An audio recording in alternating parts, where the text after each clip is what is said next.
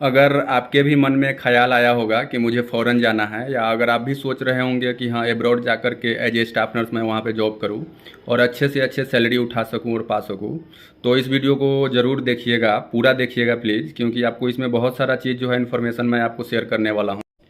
Hello दोस्तों, स्वागत है मेरे इसु ब्लॉग्स में।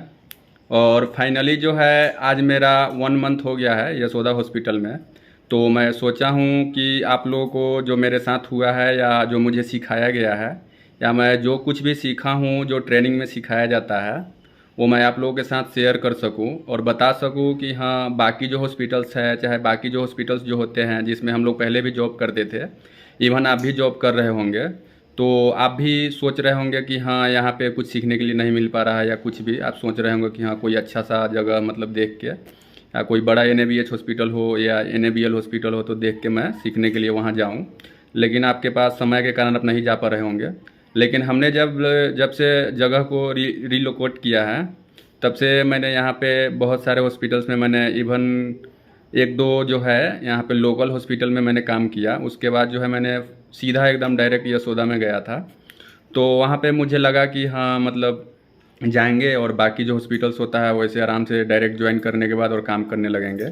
लेकिन यहाँ पे है जो सबसे पहले जो है आपको बेसिक इंडक्शन क्लास देते हैं, और बेसिक इंडक्शन क्लास में आपको बहुत सारे चीज़ सिखाया जाता है जो कि स्किल से रिलेटेड होता है। यानी कि स्किल्स स्टेशन जो होता है उसके ज़रिए यानी कि डमी पे आपको मतलब प्रैक्टिस करवाया जाता है, क्योंकि बहुत सारे उसमें फ्रेशर्स जो होते हैं जो उनको एक साथ हायर करते हैं। और हम लोग उसमें 3-4 लोग थे जो कि एक्सपीरियंस वाले थे। किसी किसी का तो 10 साल एक्सपीरियंस था और किसी का 5 साल था, और मेरा तो 1-2 साल का एक्सपीरियंस था, तो मुझे भी उस इंडक्शन क्लास में बैठना पड़ा। तो आपके पास भी अगर कितना भी एक्सपीरियंस हो, फिर भी अगर ऐसे हॉस्पिटल्स में जाते हैं तो आपको स्किज बेस यहाँ पे ट्रेनिंग दिया जाता है। अगर आपके भी मन में ख़्याल आया होगा कि मुझे फ़ॉरेन जाना है, या अगर आप भी सोच रहे होंगे कि हाँ एब्रॉड जाकर के एज ए स्टाफ नर्स मैं वहाँ पे जॉब करूँ और अच्छे से अच्छे सैलरी उठा सकूँ और पा सकूँ, तो इस वीडियो को ज़रूर देखिएगा, पूरा देखिएगा प्लीज़, क्योंकि आपको इसमें बहुत सारा चीज़ जो है इन्फॉर्मेशन मैं आपको शेयर करने वाला हूँ। सबसे पहले तो आपको मैं बता दूं कि इंडिया के अंदर जो है ऑस्कीज बेस्ड जो है, ऑस्की बेस्ड जो वहाँ पे फ़ॉरेन में जो आपका ऑस्की एग्ज़ाम होता है, वो यहाँ पे इंडिया के किसी भी हॉस्पिटल्स में आपको ऑस्कीज बेस्ड ट्रेनिंग नहीं दिया जाता है। लेकिन जिस जगह पे मैं अभी काम कर रहा हूँ जो कि यशोदा हॉस्पिटल्स है, हैदराबाद में, सिकंदराबाद में पड़ता है, और इसका टोटल ऑल ओवरऑल जो है 4 ही ब्रांच है, और जो कि बहुत टॉप मोस्ट फेमस है यहाँ का, वो आप गूगल करके भी देख सकते हैं। तो यहाँ पे अगर आपको 10 साल का भी एक्सपीरियंस है या 20 साल का भी एक्सपीरियंस है या 5 साल का है, या आप फ्रेशर्स हो, लेकिन अगर आपको वहाँ पे अगर हायर एक बार कर लेते हैं तो पूरा एकदम जीरो से आपको स्टार्ट करते हैं। यानी कि आपको आता है काम फिर भी कोई बात नहीं है, और नहीं आता है फिर भी कोई बात नहीं है। तो आपको सबसे पहले वहाँ पे जो है एकदम ऑस्कीज बेस्ड जो होता है आपको परफॉर्म वहाँ पे करवाएंगे। सबसे पहले तो वो 14 से 15 दिन का आपको ट्रेनिंग दें, आपको ट्रेनिंग में रखा जाएगा, और 1 से 2 वीक जैसे ही ख़त्म होगा आपका वाइवा होगा और आपको परफॉर्म करना पड़ेगा। यानी आप जो सीखे हैं वहाँ पे जो सिखाया गया है उनके थ्रू, उनके जो नर्सिंग एडुकेटर होता है, जो अगर आप भी सुने भी होंगे कि हाँ MSc करने के बाद बहुत सारे नर्सिंग एडुकेटर होता है, तो उन लोगों का वो काम रहता है सिखाने का। और यहाँ पे तो बहुत सारे नर्सिंग एडुकेटर नाम के होते हैं जो कुछ सिखाते नहीं है, खुद को नॉलेज तो है नहीं तो दूसरे को क्या सिखाएंगे। और दूसरी चीज़ जो हॉस्पिटल का जो होता है ये सब चीज़ सिखाने के लिए जो एक बेसिक ढांचा जो बनाया जाता है वो सारे हॉस्पिटल्स में आपको नहीं मिलेगा। यहाँ पे हर एक चीज़ का एक स्ट्रक्चर बनाया गया है, पॉलिसी बनाया गया है और प्रोसीजर बनाया गया है, ताकि मतलब जो नर्सिंग स्टाफ होते हैं या डॉक्टर्स जो होते हैं उनको एकदम ट्रेन किया जा सके, फुल्ली ट्रेन किया जा सके, ताकि जो है उनका फीडबैक अच्छा मिले। क्योंकि कोई भी हॉस्पिटल्स में आप जाएंगे तो वहाँ पे देखते होंगे कि हाँ एक चीज़ तो ज़रूर टारगेट किया जाता है कि जितना ज़्यादा से ज़्यादा हो सके पेशेंट का केयर बहुत अच्छे तरीक़े से दिया जाए। लेकिन बहुत सारे हॉस्पिटल्स में ऐसा नहीं होता है, और यहाँ पे है जो हाई प्रोफाइल लोग जो आते हैं, तो ऑब्वियसली सी बात है कि यहाँ पे उस तरह से ऐसा तैयार किया जाता है ताकि VIP लोग जो हो, चाहे कोई भी पेशेंट हो, उनको अच्छे से केयर जो है दिया जा सके। इसी वजह से ये सब चीज़ जो है ट्रेनिंग दिया जाता है यहाँ पे, जितना जल्दी हो सके जल्दी से जल्दी उनके बीमारी से रिकवर किया जा सके। क्योंकि यहाँ पे बहुत सारा मल्टी ऑर्गन्स जो है ट्रांसप्लांट होता है, एज लाइक लीवर हो गया, किडनी हो गया, लंग्स हो गया, हार्ट हो गया, बहुत सारे जॉइंट रिप्लेसमेंट होता है। बहुत सारे यहाँ पे जो ऑर्गन्स है वो ट्रांसप्लांट होता है। इसी वजह से यहाँ पे हाई क्वालिटी, यानी कि एज ए रोबोट समझ लीजिए, जैसे रोबोट काम करता है ना, एज ए रोबोट यहाँ पे नर्सिंग स्टाफ यहाँ पे काम करते हैं। और वो भी दूसरी चीज़, बहुत सारे हॉस्पिटल्स में आप काम कर रहे होंगे तो प्रेशर फील करते होंगे कि हाँ यहाँ पे प्रेशर बनाया जाता है कि हाँ ऐसे करना है वैसे करना है, या आपको मिसबिहेव किया जाएगा, सीनियर्स होगा तो वो मिसबिहेव करेगा आपके साथ, इरीटेट मतलब आप हो जाते होंगे। तो यहाँ पे भी, यहाँ पे ऐसा कुछ नहीं है, क्योंकि मैं जब से ड्यूटी कर रहा हूँ, अभी 1 महीना मेरा हो गया है और मुझे अभी पेशेंट नहीं मिला है, क्योंकि अभी मैं बेसिक इंडक्शन क्लास में था और ट्रेनिंग पीरियड में था। और मेरा जो है कल जो है सैटरडे को मेरा वाइवा था और मुझे परफॉर्म करने के लिए बोला गया था। तो मैं तो थोड़ा हताश हो गया था, लेकिन फिर भी मैं परफॉर्म किया। बीएलएस मुझसे पूछा था तो बीएलएस के बारे में मैंने वहाँ पे प्रेजेंट किया, जो कि जीएम पूछे मेरे से, जीएम मैडम थी वो पूछे जो नर्सिंग के जीएम होते हैं।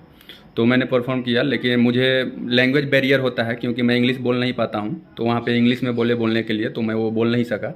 लेकिन कोई नहीं, फिर बोले कि अभिषेक यू हैव टू लर्न, तुम सीख सकते हो, वो यू कैन डू इट। तो मैंने बोला ठीक है मैम, मैं कोशिश करूँगा सीखने का, क्योंकि हम लोग तो बिहार से बिलोंग करते हैं और बिहार में वैसा इन्वायरमेंट नहीं है कि हाँ हम आपको एकदम से ये सीख सके। तो मैं कोशिश कर रहा हूँ, आप समझ सकते हैं अगर आप भी बिहार से बिलोंग कर रहे होंगे तो। और यहाँ पे जितने भी नर्सिंग स्टाफ्स हैं या यहाँ के जितने भी स्टाफ्स हैं, आपको हैदराबाद से मिलेंगे, बंगाल से मिलेंगे, और आपको केरल से ज़्यादा मिलेंगे और बेंगलुरु से ज़्यादा मिलेंगे। तो सोच सकते हैं उन लोगों का इंग्लिश जो है लैंग्वेज अच्छा रहता है, हम लोग का इंग्लिश जो है वीक होता है।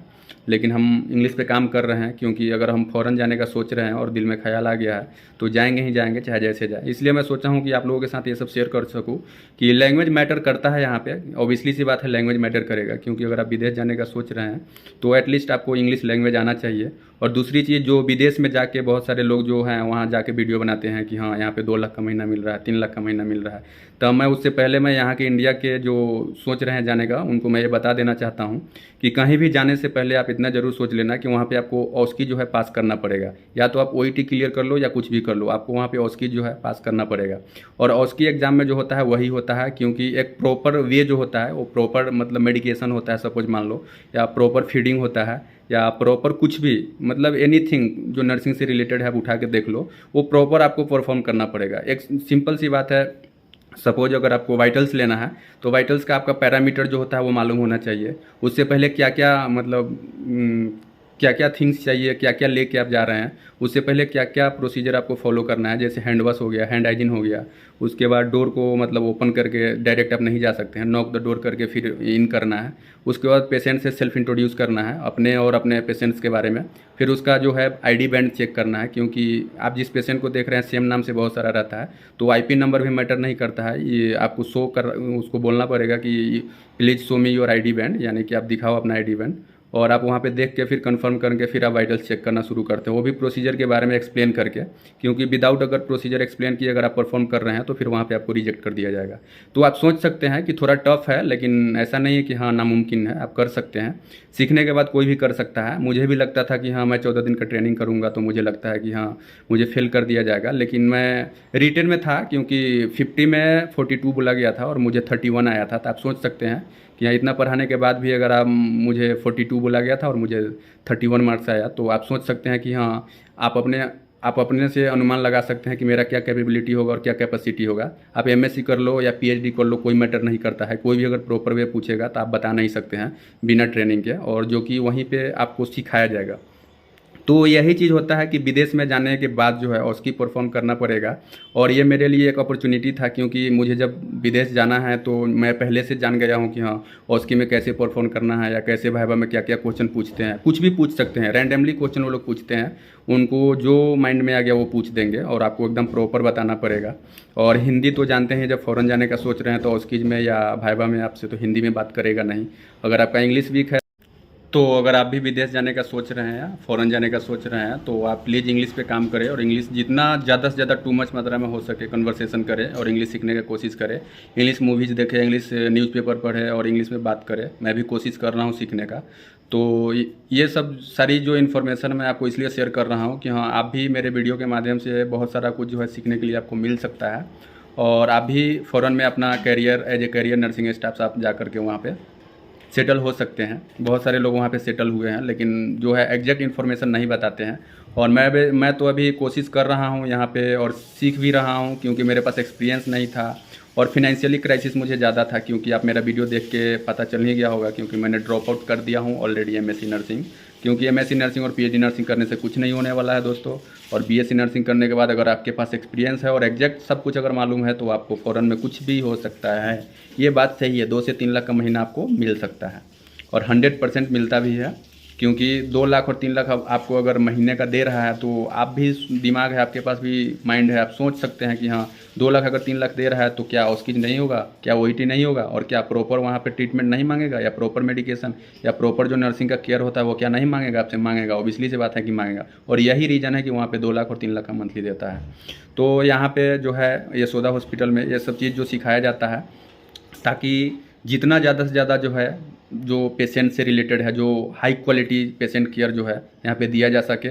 और यही रीज़न है कि हर एक डिपार्टमेंट में हर एक चीज़ का अलग अलग एचओडी, अलग अलग सब कुछ बना हुआ है, और फीडबैक का टीम भी अलग बना हुआ है। अगर आपके ऊपर अगर कोई प्रेशर बना रहा है काम करने के लिए, या कोई सपोज मान लो सीनियर से या कुछ भी कर रहा है, आप वहाँ पे कंप्लेन कर सकते हैं, क्योंकि यहाँ पे फ्लेक्सिबल एकदम फ्लेक्सिबल है। और यहाँ पे रिलैक्स मूड में एकदम आपको काम करना है। एक पेशेंट 1:1 ही रहता है, बहुत सारे हॉस्पिटल्स में 1:2 रहेगा, 1:3 रहेगा, 5 भी रहेगा। मतलब एक पर्सन पे 5-5 पेशेंट दे देते हैं, यानी कि आप, ऑब्वियसली सी बात है, पूरा एकदम मेंटली हरासमेंट हो जाएंगे डॉक्यूमेंटेशन करते करते।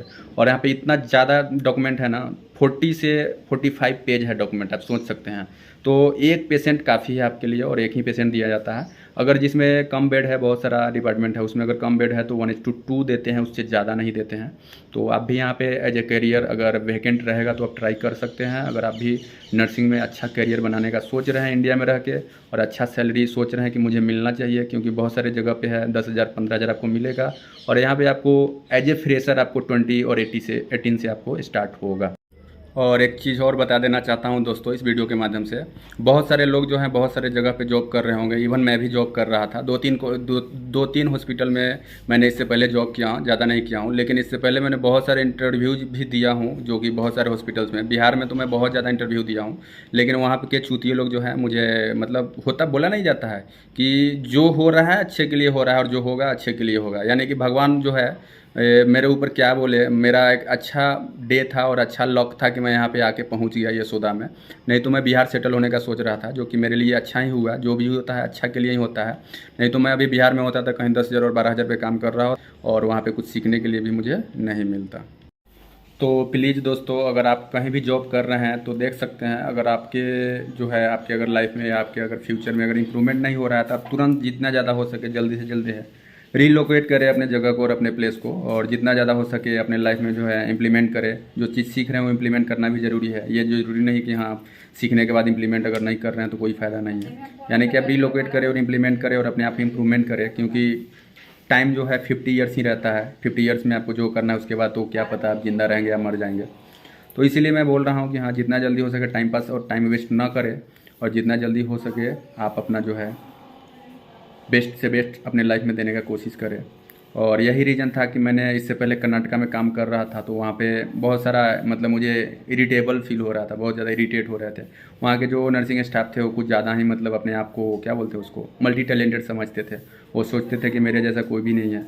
तो वहाँ से मैंने डिसाइड किया कि हाँ यहाँ पे रिज़ाइन देने के बाद मैं जो है जगह को रीलोकेट करूँगा, और मैंने फाइनली हैदराबाद में आ गया। और हैदराबाद में आने के बाद भी मैंने सोचा 1-2 मंथ लोकल हॉस्पिटल में काम करने के बाद यहाँ भी तंग आ गया था। तो मैंने सोचा कि बिहार में जाके फिर से मैं सेटल हो जाता हूँ। तो फिर मैंने वहाँ भी मेदांता अपोलो में इंटरव्यू दिया, लेकिन मेरा वहाँ पे कुछ जुगाड़ नहीं हो पाया, क्योंकि वहाँ पे ज़्यादा पॉलिटिक्स है, आपको पता ही होगा। तो वहाँ पे बोला गया कि हाँ आपको रिव्यू और फीडबैक दिया जाएगा, लेकिन वहाँ पे कुछ दिया नहीं गया। फिर मैंने वहाँ से तुरंत जो है ट्रेन पकड़ के मैंने सोचा कि टाइम वेस्ट करने से अच्छा है कि मैं जाके फिर से यशोदा में है अपना इंटरव्यू देता हूँ। फिर मैंने यहाँ पे इंटरव्यू देने के बाद मैं फाइनली डिसाइड किया कि यहीं पे ज्वाइन हो जाऊँगा, और जो कि मेरे लिए बेस्ट साबित हुआ, और वह मेरा सही डिसीजन था। तो आप भी जो है कहीं ना कहीं आप अपने जो लाइफ में है देखिए, अच्छा है अगर आपके आसपास में कोई एनएबीएच अच्छा हॉस्पिटल है जहाँ पे इस टाइप का अगर आपको सीखने के लिए मिल रहा है, तो आप वहाँ पे भी पकड़ सकते हैं। कोई ज़रूरी नहीं कि हाँ इतना दूर आने का, आप भी सोच सकते हैं आसपास में अगर कुछ अच्छा मिले। नहीं तो केरल साइड भी अगर आपको कोई अच्छा हॉस्पिटल मिले, या बेंगलुरु में अच्छा मिले, वो सब जगह भी बेस्ट है। वहाँ पर भी ऐसा हो सकता है, मे भी फाइंड आउट कर सकते हैं आप। गूगल है आपके पास, मोबाइल है, यही सब चीज़ जो है छोटी छोटी चीज़ जो है लाइफ में आपको आगे लेकर जाती है। तो प्लीज़ टाइम वेस्ट ना करें। तो यही सब चीज़ जो है मैं इस वीडियो के माध्यम से आप लोगों के साथ शेयर किया हूँ। बाकी जो है मैं फिर नेक्स्ट वीडियो बनाऊंगा, उसमें ओस्की में कैसे कैसे स्किल स्टेशन के बारे में सिखाते हैं और कैसे जो है परफॉर्म करवाते हैं और कैसे जो है इंटरव्यू लेते हैं, वो उस पर मैं वीडियो बनाऊंगा नेक्स्ट वीक में, क्योंकि आज संडे था और मुझे आज ज़्यादा टाइम नहीं मिला, क्योंकि मुझे रूम जो है चेंज करना था दोस्तों। तो प्लीज़ जो जितना से ज़्यादा हो सके मेरे इस वीडियो को लाइक करें और शेयर करें और मुझे ज़्यादा से ज़्यादा सपोर्ट करें, मुझे भी सपोर्ट की ज़रूरत है दोस्तों। फिर मिलते हैं नेक्स्ट वीडियो में नेक्स्ट टॉपिक के साथ, तब तक के लिए बाय बाय दोस्तों, लव यू ऑल।